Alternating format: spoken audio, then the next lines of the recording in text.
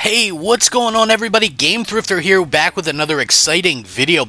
I've been looking forward to doing this one for quite a while because obviously we're living in 2024 and people still love to collect the old consoles, and maybe one of the best consoles of all time, if not the best console of all time, is the PlayStation 2. Certainly the console that has sold the most with 155 million units sold. And you know what? It's still a fun console to collect for. I absolutely love collecting for it.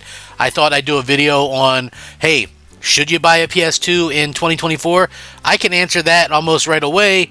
Yes. I mean, it's always fun to collect. You can find games for this thing for a couple of bucks. It's really a product of its time, and it's sort of like a time capsule in that kind of fun, quirky way. So I think this is going to be a fun video. Hopefully you guys enjoy the content, and if you do, please like the video and maybe consider subscribing because it helps the channel out tremendously. So let's take a walk down memory lane with some PlayStation 2.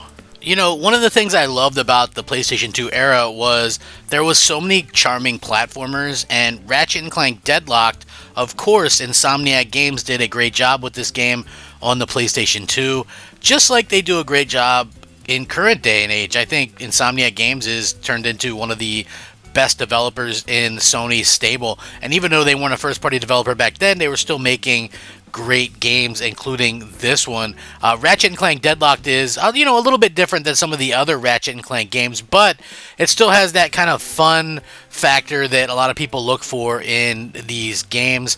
There's a lot of cool weapons. There's a lot of cool little things to kind of find out along the way. And it looks pretty good, too, for a PlayStation 2 game. I mean, you can't really go wrong. I think they really nailed the atmosphere, and it's got some funky weapons, which really kind of sells me on it. That's really pretty much all you got to say about it. It's a great Ratchet and Clank game.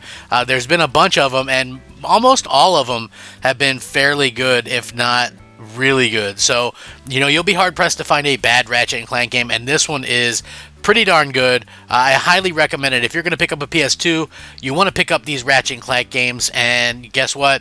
This is one of the better ones. Like I mentioned earlier, the PlayStation 2 and platformers just go together like pizza and cheese, and that goes for Jak and Daxter as well as the fabulous Sly Cooper games.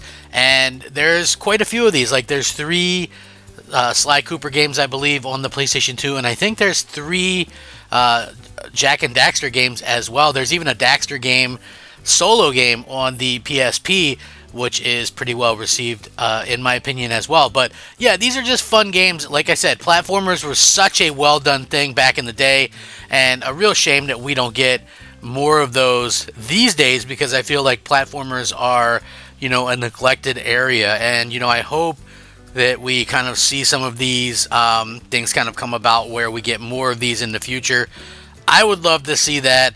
I know probably some of you guys would as well, just for the fact that, gamers are kind of fickle, and, it just seems like they were more for everybody back then, like everybody could enjoy a Jak and Daxter game or a Sly Cooper game, where now it's like you have to be of a certain ilk or whatever to really enjoy them, or that's what some pundits say or whatever. But yeah, simpler game, simpler time, but a lot more fun. If I were to say, hey, you're going to pick up a PS2, I would definitely recommend, Jak and Daxter games and these Sly Cooper games as well. Listen, I get it. My list tend to have some odd games on it. I did a PS2 list and put Blade 2 on there, and some people really hated that. Power Rangers was very popular. Power Rangers Dino Thunder brought back Tommy from, the original series. And, I just love the franchise, and I thought the game was pretty good. I don't think this game is absolutely amazing, but I'm sure that there's other Power Ranger fans out there, and the fact that you get to play as, like, the Zords and things like that, it's a fairly fun game to play. It's not earth-shattering or groundbreaking or anything like that, but still just a pretty fun game, and something that I like to kind of go back and play every now and again. And to be honest with you, I feel like I'm probably not the only one. I think that there's other Power Ranger fans out there. And if you are, why not go back and enjoy Dino Thunder? I thought Dino Thunder was pretty kick-ass, and just a lot of fun for me personally, just as a fan of the franchise. Although I get it if you're not a fan. I mean, if you think that the game or the franchise is garbage, then you're probably not going to enjoy this game. But for me, I enjoyed it. I thought it was fun. Why not pick it up? You can pick it up very, very cheap, like most PS2 games, and give it a try. You know, I'm a very hardcore Star Wars fan. Well, I mean, I like Star Wars to a certain point, not going to get out the whole bureaucracy of it, but, you know, prequels, the original trilogy, Clone Wars, Mandalorian, there's a lot of good Star Wars stuff. There's a lot of bad Star Wars stuff too, but for me, Star Wars Racer's Revenge was a solid follow-up to the pod racing game that I absolutely loved, and I originally played that game on Dreamcast and Nintendo 64. The sequel was only available on the PS2, and also Revenge of the Sith, a very underrated game. I put this in my other PS2 video, and a lot of people were like, oh man, I love playing that game. It was really good. I understand, to be honest with you, that obviously it's not like groundbreaking in any way, but it tells a good story. There's good combat.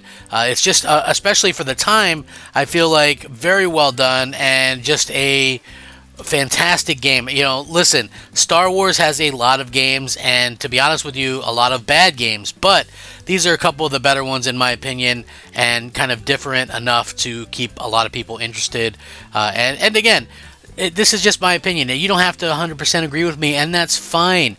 I'm just saying, hey, these games are a couple bucks. If you come across them, why not give them a chance and play them? Especially if you're a Star Wars fan, you might end up really liking them a ton. So yeah, if you do come across them, get them. One of the best games on PlayStation 2, on PlayStation 3, on PlayStation 4 is Shadow of the Colossus, especially for the time. If you want to take this and say, you know, hey, this is one of those things where this game looks absolutely phenomenal, and for the time, it's one of those things where I feel like there's a lot going on with this. Yeah, there's better versions of this game, including a complete remake on the PS4, but there's still something incredibly amazing about experiencing this game on the PS2. And yes, it's got the clunky controls, as you can see. I hadn't played this game in a while, and when I went to capture the footage, I was like, oh yeah, that's kind of clunky controls or whatever, which is something they didn't even fix in the updated version. So, you know, still, the idea of finding these colossal giants and taking them down, and the story and the sadness and the everything is just so amazing in this game. And I think, you know, everybody could really, really enjoy playing it. You know, it's just one of those must-have games on the PS2, and it's not very expensive either. So keep that in mind. Most of these games that I'm listing in this video are pretty inexpensive games, and games that you could pick up for a few dollars here or there. And that's what makes picking up a PlayStation 2 such a great thing. So I like to do underappreciated favorites, or maybe like hidden gems might be a better word for it. And these are two that I feel like maybe one of them gets a little bit of credit, but the other one doesn't. Transformers was just a fun PS2 game, and nobody really remembers it. I know we got some good Transformers games on the Xbox 360 era, but to be honest with you, this one it really holds up well. I think it looks great, it plays great, you can transform, it's got, you know, cool Autobots and Decepticons, it's got great battles, and then of course, you know, the Simpsons Hit and Run, I feel like, you know, that and Road Rage are just great games by themselves, you know, and such a fun take on the genre, in my opinion. And everybody should play these games, like, especially like this one is sort of like a GTA style but Simpsons. And if you're a Simpsons fan, hey, I'm a Simpsons fan, and it's got all the little nods to the jokes, the inside jokes and all that kind of stuff. Just, to me, well worth picking up and playing through. Both these games are, and you know, these ones might be a little bit more on the costlier side. I think Transformers is like 15, 20 bucks, and the Simpsons game might be 20 bucks or a little bit more than that. But in my opinion, both worth them if you can pick them up and find them for a good enough price. Highly recommended. Such fun games. I love hearing your guys' feedback on what I think is a gem, so please leave that in the comments as well. Listen, I don't look up the scores on games before I put them in my videos. You know, to me, if something was good and I enjoyed it, then I we'll put it in the video. You know, it's like these games are 20 odd years old, and to me at the time were really good. Castlevania is one of my favorite series, and Curse of Darkness is a game that I don't really hear anybody talk about, but it sort of reminds me of the more modern Castlevania games that came out on the 360 as well as the PlayStation 3.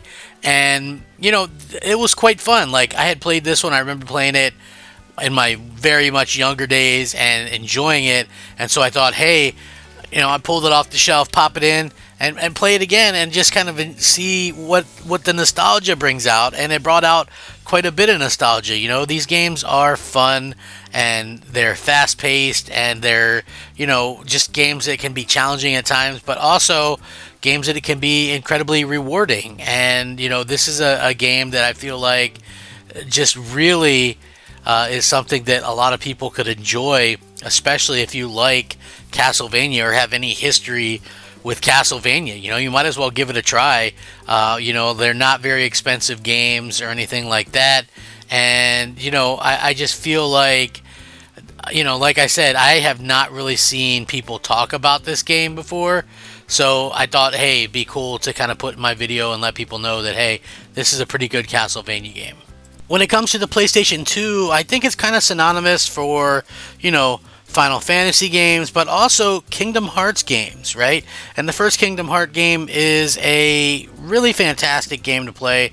I believe I put this, or maybe the second one or something, on one of my videos. But yeah, just awesome games. So much fun to kind of, you know, play around in and see all the great characters and how everybody kind of comes together and stuff like that. So, you know, again, it's just been such an amazing thing to see all these games and how they kind of really came about back in the day.